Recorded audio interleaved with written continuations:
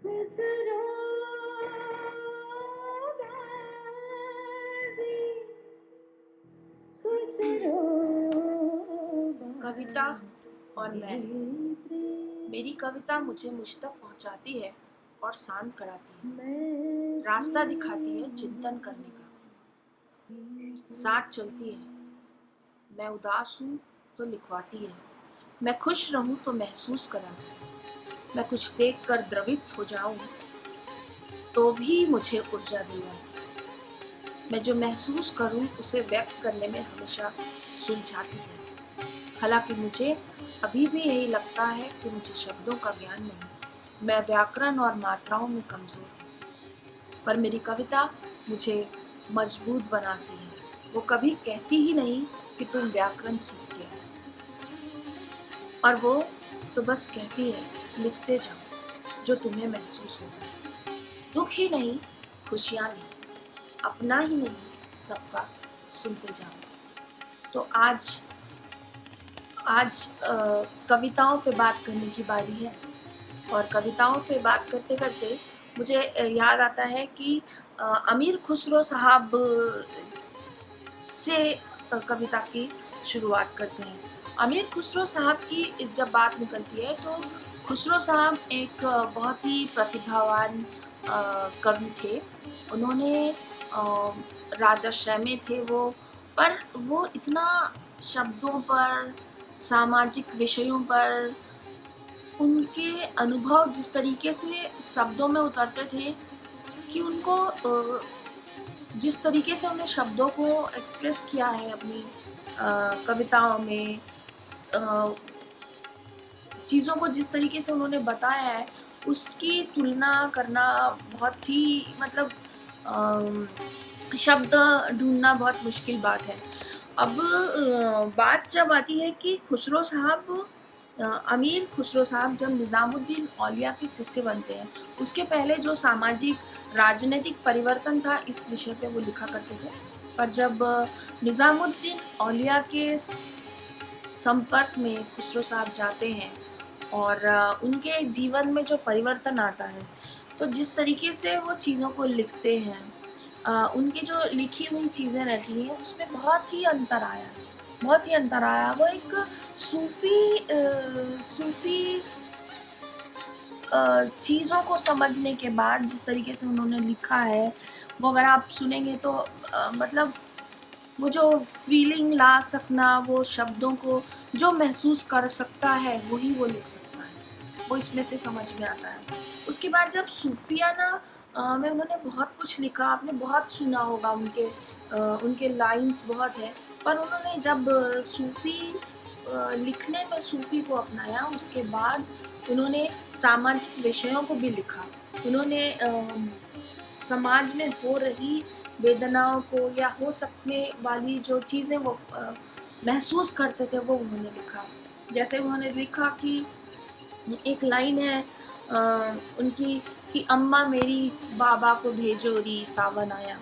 अभी तो सावन भादो और क्या है उसका कुछ पता नहीं रहता, क्योंकि हर मंथ कैलेंडर डिसाइड करता है। बट सावन का महत्व क्या होता है, एक लड़की जो ब्याह के जाती है दूसरे घर में और वो इंतज़ार करती है कि जब सावन आएगा तो उसको उसके पीहर से कोई लेने आएगा, और फिर वो वहाँ पे जाएगी और चाहे उसकी कितनी भी उम्र हो हर समय अपनी माँ के घर में बच्चे के जैसे महसूस करेगी कि उसके पापा, उसके पिताजी उसको लाड करें, उसकी माँ उसको प्यार दे, उसका भाई उसको वैसे ही छोटी बहन के जैसा प्यार दे। तो उस समय वो चीज़ को महसूस करके उन्होंने लिखा था, गीत लिखा था कि अम्मा मेरी बाबा को भेजो री सावन आया। आप इसको सुन सकते हैं, बहुत बहुत अच्छे क्लासिकल गायक ने इस गाने को गाया है। आप जब उन्होंने, और एक बहुत अच्छी बात है खुसरो साहब की कि खुसरो साहब ने सितार को लाया। हमारे यहाँ वीणा थी, हमारे यहाँ सरस्वती को आप वीणा के साथ देखते हैं, पर खुसरो साहब ने सितार बनाया। वो बहुत ही मेरे लिए उनका बहुत ही अच्छा, एक बहुत ही रिस्पेक्टेबल दर्जा है मेरे ज़हन में उनके लिए, क्योंकि उन्होंने जितना कुछ लिखा है, जितनी शैली में लिखा है और जितना चीज़ों को समझ के लिखा है, उसका उसकी तुलना तो हो ही नहीं सकती। फिर उसके बाद आपने सबने कव्वाली सुना होगा। कव्वाली ये विधा भी खुसरो साहब की ही लाई हुई है, कि आप सब सुन रहे होंगे आजकल प्रीति शर्मा और बहुत सारे लोगों की आवाज़ में आपने सुना होगा कि छाप तिलक सब दीनी रे मुझे नैना मिला के। तो ये भी एक सूफ़ी तरीके से लिखी हुई ये एक लाइन है, जो कि उसके बाद आप सुनते आ रहे हैं अभी तक। अब इसके बाद हम बात करते हैं कि गालिब साहब आते हैं। तो गालिब का हम बैकग्राउंड देखते हैं तो गालिब साहब की पूरी ज़िंदगी बहुत ही फाके में गुजरी थी। उन्होंने जो भी काम किया, जो भी चीज़ में आगे बढ़े, उनको कुछ बरकत नहीं मिली। और उनकी एक बहुत खूबसूरत सी बेगम थी, पर उनको बच्चे नहीं थे। अब खुसरो साहब तो अपनी शायरी में वो दर्द निकालते थे, और उनकी बेगम थोड़ी खफा रहती थी, क्योंकि वो कुछ कमाते भी नहीं थे, कुछ लाते भी नहीं थे, तो कैसे घर का खर्चा चले। तो ऐसे बहुत सारी समस्याओं से घिरे रहने के बावजूद गालिब साहब बहुत अच्छा लिखते थे। तो उनका आसपास का जो दर्द था बहुत प्यारे तरीके से उन्होंने शब्दों में ढाला था। उनकी एक लाइन है कि उग रहा है दरो दीवार पर सब्ज़ा गालिब, हम मयाना में बैठे हैं और घर में बाहर आई है। अब ये जो 4 लाइन है उसमें ऐसा है कि उनका घर आगरा में था, अ, ताजमहल के पास ही उनका घर था, और उस समय बाढ़ आया हुआ था। बाढ़ आने का बहुत सारा रीज़न था, एक तो बरसात भी थी, तो उनके घर के अंदर में पानी भर गया, और उन्होंने अपने आंगन में टेबल के ऊपर टेबल लगाकर ऊपर बैठे थे, और उनको अपने घर की दीवार पर एक हरा सा पेड़ जो दीवारों पे निकल आता है किसी तरीके से, पीपल, बरगद या कोई भी ऐसा जंगली सा, तो उसको देख के उनके मन में एक पॉजिटिव विचार आता है कि देखो, लोग कह रहे हैं हम फाके में, हम गरीबी में, हमारे पास कुछ नहीं है, और हमारे घर में तो देखिए वो हरियाली, वो हरा पेड़ निकल के आया है, जो हमारी खुशहाली के लिए बहुत बड़ी बात है, और लोग बोल रहे हैं कि हमारे पास कुछ है ही नहीं। तो ये इस तरीके से कुछ नहीं होने में कुछ जो है हमारे पास, उसको देख सकने की जो खुशी थी, वो गालिब ने बहुत ही अच्छे तरीके से निभाया है। गालिब ने बहुत कुछ लिखा है, पर आज हम और भी लोगों का नाम लेंगे गालिब के बाद। गुलजार की भी बहुत सारी कविताएं हैं, और हम अगर आज कविता पे बात करें तो बहुत सारे लोग हैं जो गुलजार को पढ़ते हैं, उनकी कविताओं को जानते हैं, पर उनकी वो मासूम पिक्चर का जो लाइन है, जो गीत के लाइन है कि तुझसे नाराज नहीं जिंदगी हैरान हूँ, तेरे मासूम सवालों से परेशान हूँ। तो ये लाइन्स कैसे आती हैं, कहाँ से आती हैं, कैसे लोग लिख पाते हैं, ये कितना सुंदर है। तो इसी श्रृंखला में कवियों का नाम अगर हम गिनने बैठे तो बहुत सारे हैं। हरिवंश राय बच्चन साहब को अगर आप ले लें तो उन्होंने मधुशाला लिख के तो ऐसा ही जैसे कि एक पूरा गीता लिख दिया उन्होंने। हरिवंश राय बच्चन की भी बात अगर आ रही है तो मेरे पापा सुनाया करते थे कि इस पार प्रिय मधुमेह है तुम हो, उस पार न जाने क्या होगा। तो जो है वो आज है, आज को जी लो, अगला पल, अगला दिन क्या होने वाला है किसने देखा है। तो ये एक स्थिति प्रज्ञ जिसको बोलते हैं, गीता में आप निर्वाण प्राप्त कर लेते हैं, एक उस स्टेटस पे आ जाते हैं। ऐसी कितनी अच्छी अच्छी बातें लिख के रखी है लोगों ने। और कवियों का नाम लें तो आपने एक बहुत स्ट्रॉन्ग लेडी अमृता प्रीतम को सुना होगा कि मैं मिलूंगी तुझको, मेरा तुझसे वादा है कि मैं मिलूंगी तुझसे। आप मीरा को देखिए, मीरा महारानी थी, वो उसने निष्काम प्रेम किया, उसने जो प्रेम किया, जो भक्ति मार्ग चुना, वो जो सूफियों के संग निकल पड़ी, और उन्होंने पता नहीं कितना कुछ लिख के दर दिया, मेरे तो गिरधर गोपाल दूसरों न कोई। तो आगे की लाइन ऐसे कि जिसका ख्याल वो रखता है, जिसका वो है, उसको किसी चीज़ की क्या चिंता, उसको तो निकल जाना चाहिए। ऐसे ही कबीर है, सूर है, तुलसी है, न जाने कितने कवि हैं जिन्होंने जीवन में अनुभव लिया है और फिर लिखा है। तो मेरी भी कुछ कोशिश है जो मैं आपके साथ शेयर करूँगी। तो मेरी एक कविता है,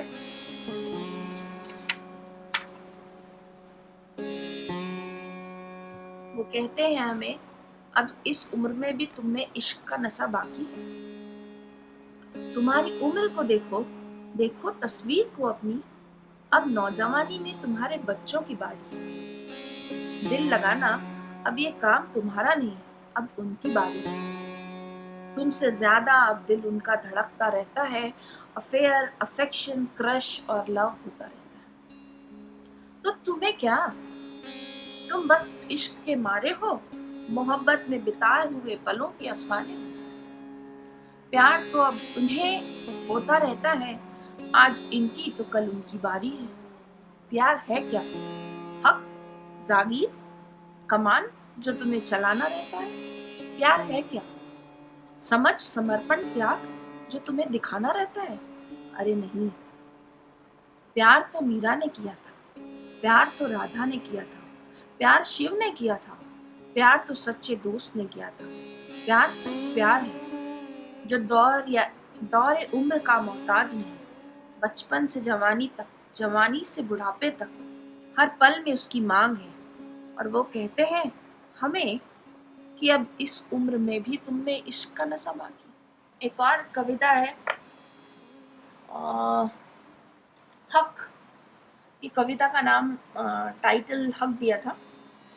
जब हम तुम पे और तुम हम पे हक से हक जता सके, तो समझना कि प्यार अभी तक सच्चा है। जब तुम खुद को और हमें हम समझ सकते हो, तो समझना कि प्यार अभी तक सच्चा है।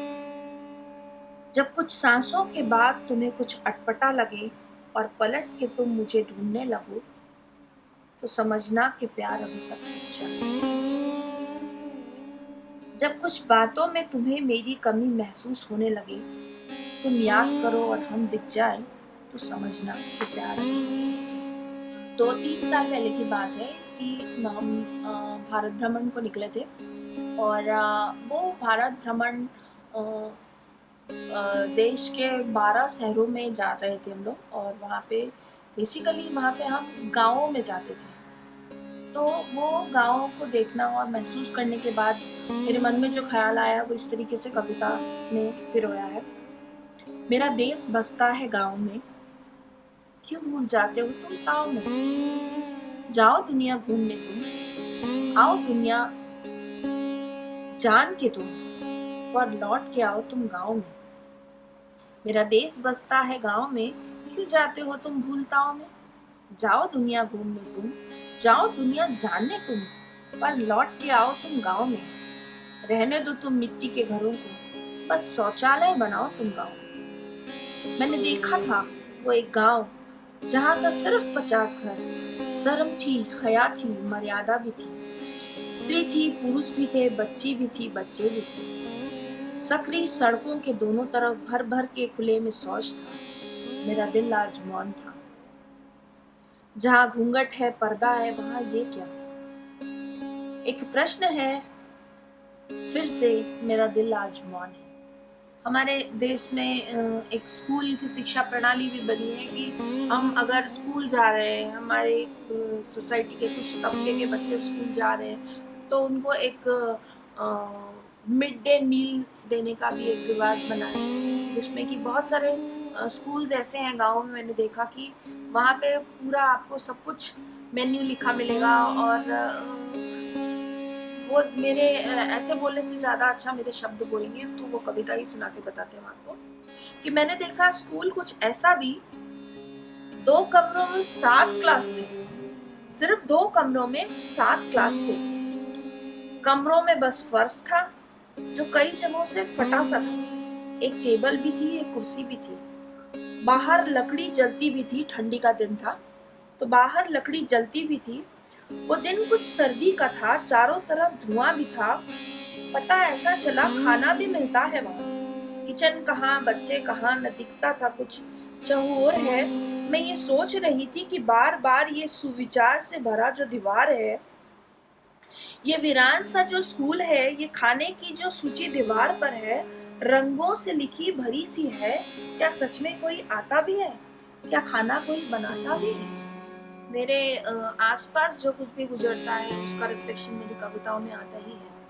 कई बार ऐसा होता है कि हम कई 7 दोस्त इकट्ठे होते हैं और आते हैं, और हमारे विचार किसी एक चीज़ पर एक होते हैं और हम साथ काम शुरू करते हैं। पर कुछ दिनों के बाद हमारे विचार उस काम के संग वैसे ही रहते हैं और थोड़ा कुछ के विचार बदलते भी हैं। तो वो ऐसी मिली जुली बहुत सारी भावनाओं को ऐसे कविता में व्यक्त किया है कि राह देखी। ये कविता का टाइटल है कि राह देखी। तेरी राह देखी मैंने हसरतों के साथ, तेरी राह देखी मैंने हसरतों के साथ, तू आया तो जरूर पर ख्वाब अलग लेके यार, तू आया तो जरूर पर ख्वाब अलग लेके यार। ख्वाब जो कुछ देखे साथ थे वो और ही कुछ हो बैठे हैं, ख्वाब जो देखे साथ थे वो अब कुछ और ही अलग हो बैठे हैं। अब सोच में बैठे हैं, हम सोचे हैं कि वो गलत था समय या अब हम गलत हो बैठे। जिंदगी का फलसफा तो कुछ ऐसा है कि उतार चढ़ाव, धूप छाँव, उजाला अंधेरा, ये जिंदगी के साथ ही चलता है। ये कविता इन्हीं सारी चीज़ों को ध्यान में रख के लिखी है। जिंदगी का फलसफा तो कुछ ऐसा है कि धूप छाँव, सुख दुख, अंधेरा उजाला, ये सब साथ में चलता है। ये इसी का नाम जिंदगी है।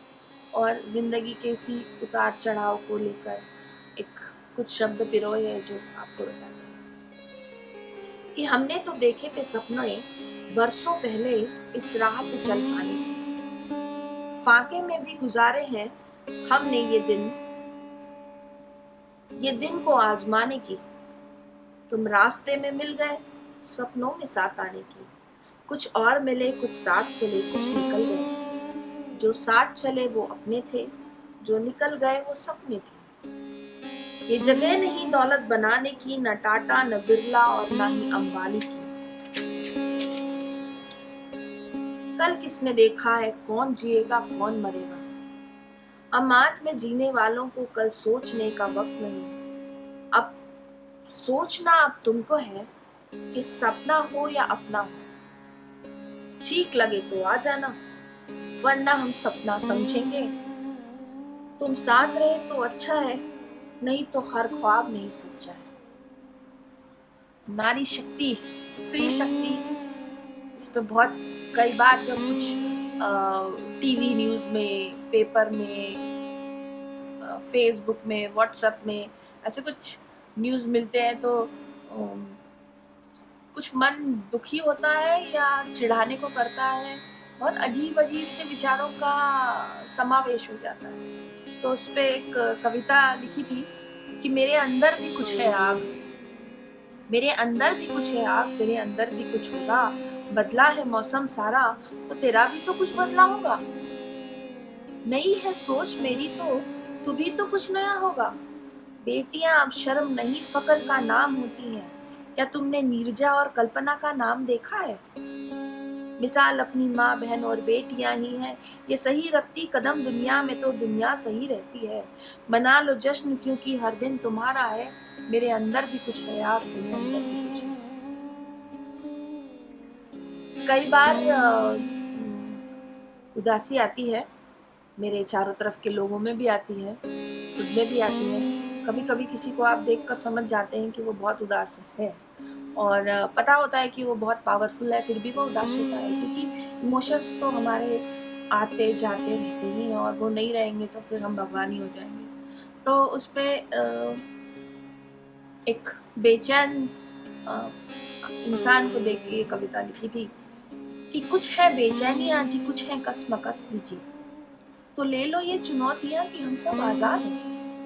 कुछ है बेचैनियाँ जी, कुछ है कसमकस भी, तो ले लो ये चुनौतियाँ कि हम सब आजाद हैं। आसमान दिखता दूर जी, वो है अपने ही अंदर, अपने ही पास। आसमान दिखता दूर जी, वो है अपने ही अंदर, अपने ही पास। तो ले लो ये चुनौतियां कि हम सब आजाद हैं। तो ढूंढता समंदर वो सीप और वो मोतियां तुझ में तेरे पास है। तो ले लो ये चुनौतियां कि हम सब आजाद हैं। वो जो सपने हैं वो सारे अपने हैं, कुछ भी करने पूरे अपने हैं। तो ले ले ये चुनौतियां कि हम सब आजाद हैं। कई बार हालात आपके बस में नहीं होते,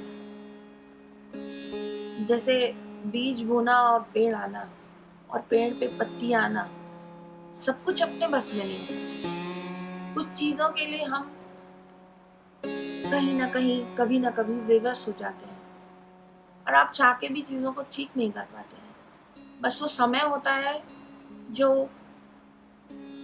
आपको रियलाइज कराता है कि क्या सही है क्या गलत है। तो कुछ चीजें कभी किसी को समझाने के बजाय समय पे छोड़ देना ज्यादा उचित होता है। तो उस पे भी एक कविता लिखी थी कि बहुत भारी है हवा आजकल, जो है बहुत गर्म है। बहुत भारी है हवा आजकल, जो है बहुत गर्म है। नसों में दौड़ती है बहुत तेज, हाथ लगा के देखा जो पकड़ में नहीं आती। न जाने हवाओं को हवा लगी किसकी, कि हर बात नहीं रही अब हवाओं में पहले सी। न जाने हवाओं को हवा लगी किसकी, कि बात नहीं रही अब हवाओं में पहले सी। हर पत्ता अपने ही रंग में उड़ता है, हर पत्ता अपने ही रंग में उड़ता है, अपनी जरूरत के हिसाब से मुड़ता है। कभी जल के भी गिरता है, कभी अकेला ही घूमता है। कि अभी हवा के झोंके सब पत्तों को साथ लिए उड़ते दिखते हैं। कि अभी हवा के झोंके सब पत्तों को साथ लिए उड़ते दिखते हैं। पर जब हवा रुकेगी तो क्या होगा? पर जब हवा रुकेगी तो क्या होगा? अब ये सवाल है, अब ये सवाल है उस पेड़ को जिस पे पहले से वो सजे थे। अब ये सवाल है उस पेड़ को जिस पे पहले से वो सजे थे। मोती में जैसे हार के पिरोए हुए थे। हार में पिरोए रहना किसी को कुछ लगता है और किसी को कुछ और। नया सब हरा हरा ही रहता है, नया सब हरा हरा ही रहता है। और अभी भी वो पेड़ सोच रहा है।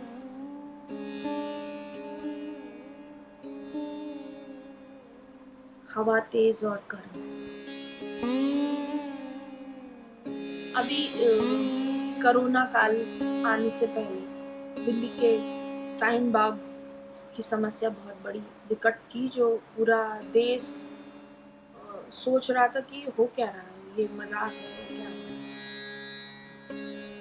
रोज समाचार और जो भी सोशल मीडिया के थ्रू इंफॉर्मेशन मिल रही थी। और मेरा उसी समय दिल्ली जाने का भी मौका मिला इंडिया ट्रेवल में। तो वो जो सारा कुछ देख के फील हुआ, वो दिल्ली के हालात जो उस समय थे, वो रास्तों पर एक अजीब सा भागा दौड़ी, इतनी भीड़, सारे रास्ते बंद पड़े हैं, आपको इतनी अलग अलग चीज़ों से गुजरना पड़ रहा था। तो वो समय जो था वो मेरे मन को बहुत कुछ सोचने लगा रहा था। तो शब्द ही बोलेंगे मेरे, मैं ढीठ नहीं बन पाती, मैं ढीठ नहीं बन पाती हूँ। मेरी धड़कनें जोर जोर से दौड़ रही हैं, मेरी धड़कनें जोर जोर से दौड़ रही हैं। मेरा शरीर भी हवा में जैसे कपड़े उड़ सकते हैं वैसा ही हो रहा है। मेरा शरीर भी हवा में जैसे कपड़े उड़ सकते हैं वैसा ही हिल रहा है। इस बार हालात हर बात से अलग हैं, इस बार हालात हर बात से अलग हैं। मुझे पता है जो बिगड़ रहा है वो मेरा अपना ही है। मैं खुद को अपाहिज महसूस कर रही हूँ, मैंने बड़े बड़े पहाड़ तोड़े हैं जिंदगी के, पर इस बार मसला मेरे घर के लोगों का, पर इस बार मसला मेरे घर के लोगों का है, मसला इस बार मेरे घर के लोगों का।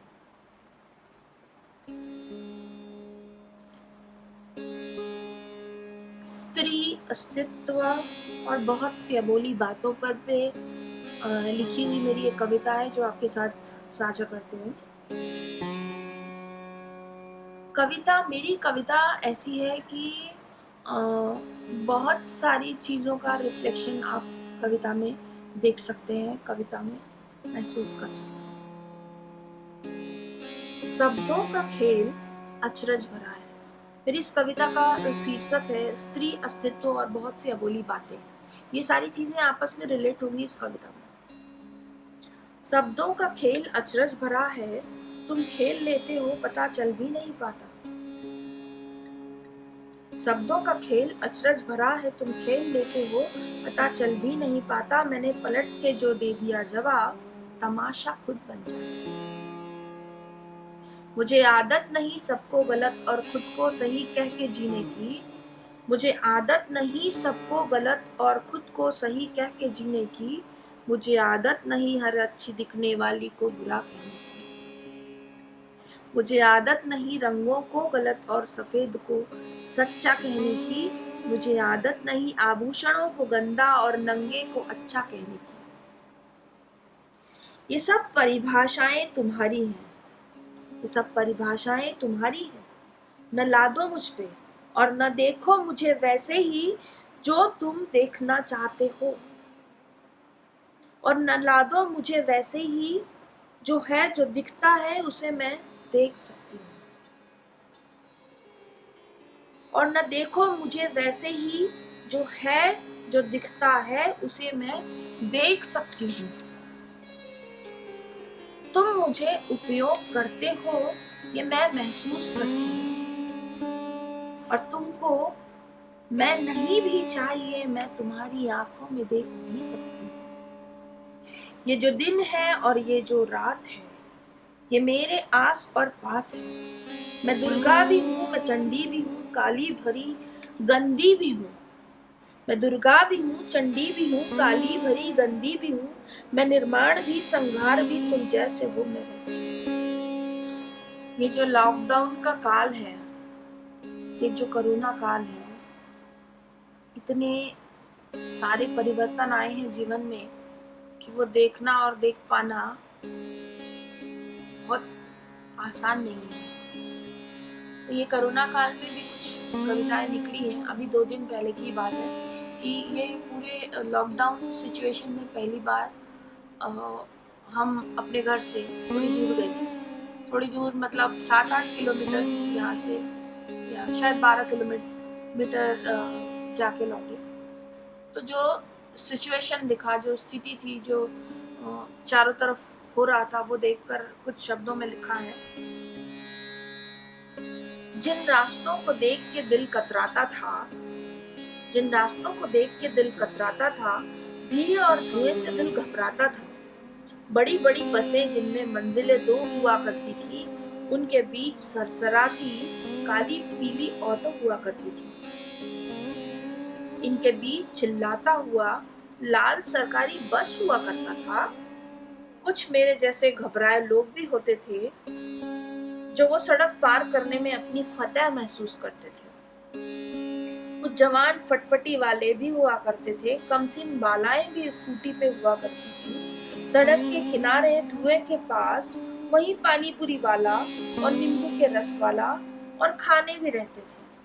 मम्मियाँ स्कूटर पर बच्चों के लिए 60 ट्यूशन और क्लास को दौड़ा करती थी। सब्जी भाजी और राशन की दुकान हुआ करती थी। उस धुएं में, आवाजों के शोर में कुछ नूर हुआ करती थी।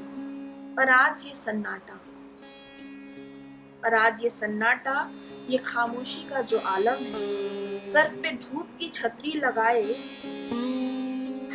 ये खामोशी का जो आलम है, पर आज ये जो सन्नाटा, ये खामोशी का जो आलम है, सर पे धूप की छतरी लगाए सिर्फ पुलिस और प्रशासन। सर पे धूप की छतरी लगाए सिर्फ पुलिस और प्रशासन है, मेरा दिल एक बार और फिर मौन है। इसी कोरोना काल में एक और कविता लिखी है कि खुदा का घर। आप चारों तरफ देख रहे होंगे कि लोग मास्क बांट रहे हैं, सरकार अनाज बांट रही है, स्वयंसेवी संस्थाएं, बहुत सारे लोग, हर कोई अपने स्तर पे जो कुछ करना चाहता है वो कर रही है। और पर जब कोई इंसान आपके सामने खड़ा होकर आपसे अनाज मांगे और आप अपने घर के अंदर आए कि चलो मेरे पास तो है, किसी एक और को भी देते हैं, और आप अनाज लेके जब बाहर जाए तो आप एक की जगह उसके पीछे 50 लोगों को पाए तो मन बड़ा द्रवित हो जाता है, एकदम महसूस होता है कि क्या है इंसानियत। पैसा, अनाज और बहुत सारी चीज़ें रहती हैं। आपको जो दिख रहा है कि जो इंसान मुस्कुरा रहा है, अच्छे खूबसूरत कपड़ों में है, हेल्दी है, कल तक सब ठीक था, आज लॉकडाउन के 2 दिन के बाद की ये हालत है कि उसके घर में अनाज नहीं है। बहुत स्थिति अलग है, लोगों के घर में रोज के लिए अनाज नहीं रहते हैं, दिखता कुछ है और होता कुछ है, ऐसा बहुत बहुत कुछ होता है। तो मेरी आंखों ने जो अनुभव किया उससे मन बहुत द्रवित हुआ और उस पर मैंने लिखा कि खुदा का घर। मेरा घर जिसे लोग कहते हैं यहाँ ख्वाब जिए जाते हैं, मेरा घर जिसे लोग कहते हैं कि यहाँ ख्वाब जिए जाते हैं, ठीक उसी के सामने उस खुदा का घर है जहाँ लोग आजकल इबादत को नहीं मजबूरी और हालात के मार के घायल से अनाज मांगने आते हैं। खुदा पहले भी दोनों हाथों को फैलाए लोगों के लिए दया प्रेम का द्वार खोले बैठा था। खुदा पहले भी दोनों हाथों को फैलाए लोगों के लिए दया और प्रेम का द्वार खोले बैठा था, पर आज बाहें तो अभी भी खुली ही हैं, पर उसका मन मजबूर हुआ बैठा है। जितना देने को करता है इंतजाम अनाज को, उससे कहीं ज्यादा हाथ खाली उसे दिखता है। हमारे ये ख्यालात जो है कि लोग समझ नहीं पाते कि हमारे घर में कितने लोग रहते हैं या मेरा परिवार कितना है। ये चीज़ों को समझना, लोगों को ये समझाना बड़ा मुश्किल होता है कि कौन मेरा है और कौन मेरा नहीं है, क्योंकि कौन मेरा नहीं है ये मेरे समझ में ही नहीं आता। तो ये फिलॉसफी लोग आसानी से समझ नहीं पाते। तो उस पर किसी ने कुछ पूछा था तो मेरी एक कविता बनी थी। कविता बहुत लंबी है पर उसका 1-2 पैराग्राफ ही हम आपके साथ शेयर करते हैं। तो अभी कुछ 2-3 दिन पहले की बात है, बोला मुझे उसने कि अच्छा लगता है ये सुनकर कि तुम अभी भी ख्वाब देख लेते हो। अभी 2-3 दिन पहले की बात है कि बोला मुझे उसने कि अच्छा लगता है ये सुनकर कि तुम अभी भी ख्वाब देख लेते हो। अच्छा लगता है ये देखकर कि उस देखे हुए ख्वाब को मुकम्मल भी कर लेते हो। कहाँ से लाते हो तुम जज्बा इतना सब कर गुजर पाने का, जो जिस भी नीयत से आए उसे अपनाने का। न कोई सवाल, न कोई प्रश्न और न विचार, बस आया और तुमने खुद ने खोल लिया। लगता है तुम्हें दुनिया का ज्ञान नहीं। अभी 2-3 दिन पहले की बात है, बोला मुझे उसने कि अच्छा लगता है ये सुनकर कि अभी भी तुम ख्वाब देखते हो। तो ये मेरी कविताओं का 1-2 पैराग्राफ ही था जो मैंने आपके साथ शेयर किया। कविता बहुत लंबी है और समय बहुत कीमती है, इसलिए मुझे लगता है कि अब मुझे और कुछ ज़्यादा ना बोलते हुए अपनी बात को थोड़ा रूमानियत के साथ ख़त्म करना चाहिए कि तुम सांस हो मेरा, तुम एहसास हो, तुम सांस हो मेरा, तुम एहसास हो मेरा, तुम जज्बात हो मेरा, तुम सोच हो मेरी, तुम विचार हो मेरा। वक्त की गुणागणित नहीं समझनी मुझे, क्योंकि मुझे तुमसे है प्यार। वक्त की गुणागणित नहीं समझनी मुझे, क्योंकि मुझे तुमसे प्यार। तो आंखों का देखना भी लाजमी है गालिब, वरना आंखों का काम ही क्या। तो मेरी पेन की शुरुआत और मेरे ब्रश की शुरुआत एक साथ हुई थी। एक बार एक कवि ने पूछा था कि आप अपना बायोडाटा भेजिए। उनको मेरी कुछ कविता किसी पुस्तक में छापनी थी। तो आदतन मैंने वो भेजा जो मेरा हमेशा हर जगह जाता है कि मैंने बीएफए किया, मास्टर्स किया, मेरी पेंटिंग्स के इतने शो हुए या मेरा इतना अवार्ड मिला, कौन कौन सी कंट्री में मेरा पार्टिसिपेशन रहा और मेरी उपलब्धियां जो एज एन आर्टिस्ट थी वो मैंने उनको भेज दिया। तो उन्होंने जब पढ़ा मैसेज, वो अच्छे बड़े कवि थे, तो उन्होंने फट से जवाब भेजा कि ये वाला नहीं चाहिए मुझे बायोडाटा, आपका वो जीवन परिचय चाहिए जिसमें आप एक कवि हैं। तो मेरे लिए एक सवाल था उस समय कि बाप रे, क्या लिखना, क्या बोलना। तब थोड़ी देर पेन का ही सहारा लेके डायरी में जब लिखने बैठे तब पता चला कि मेरा ब्रश और मेरे पेन दोनों एक साथ चल रहे थे। तो मेरे जितने दिन की ब्रश की जर्नी है उतने ही दिन पेन की भी जर्नी है। ये बात अलग है कि जब ब्रश चलना शुरू हुए तो लोग उसको देख के समझते थे कि ये पेंटिंग हो रहा है, भले वो छुटपन से हो रहा होगा, मगर जब मेरे पेन चल रहे थे शब्दों के साथ तो मुझे पता ही नहीं था कि वो चल रहा है। मेरे किसी न्यूज़पेपर पे लिख देना, किसी की कॉपी के पीछे लिख देना और कहाँ लिख दिया वो याद नहीं। बहुत बाद में जब लोगों ने कॉलेज में बोला कि अरे वाह तुम बहुत अच्छा लिखती हो, तो पता चला कि ओह लिखना भी आता है। तो सामने वाले से पूछना पड़ता आपने कहाँ पढ़ा, तो उन्होंने बताया कि वहाँ वहाँ पढ़ा था। तो फिर समझ में आया कि हम जो कर रहे हैं उसको लिखना बोलते हैं। तो फिर धीरे धीरे वो लिखने की क्वालिटी अपने आप उस पर फोकस गया, ध्यान गया और चीज़ें क्योंकि समझ में आती थी, चीज़ें क्योंकि देख के महसूस कर सकते थे, तो वो शब्दों में बयां होते रहे। जब खामगांव गए, बनारस गए, इलाहाबाद गए या कहीं पे भी गए, वो संस्मरण लिखने की आदत थी।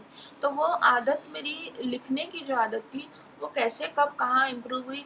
अभी बड़े बड़े पोएट जब एनालाइज करते हैं तो वो अपनी कविताओं को बताते हैं आप प्रोज कर रहे हैं, पोइट्री कर रहे हैं, पोइट्री में हाइकू है, छंद है, दोहे हैं, चौपाई है। मुझे नहीं मालूम मेरी चीज़ें कहाँ पे क्या होती हैं क्योंकि वो एनालाइज करना नहीं आता। मैंने अपनी एक कविता में बोला भी है कि अभी भी मुझे लगता है कि मुझे व्याकरण नहीं आता, मैं ग्रामर में कच्ची हूँ, पर मेरी कविताएं मुझे कभी नहीं बताती हैं कि तुम कहीं से कमज़ोर हो। वो बस बोलती हैं कि लिखते जाओ और बस कि आँखों का काम देखना और महसूस करना भी है गालिब, वरना आँखों का काम क्या। तो देखिए, महसूस कीजिए और आप भी लिखने की कोशिश कीजिए। धन्यवाद।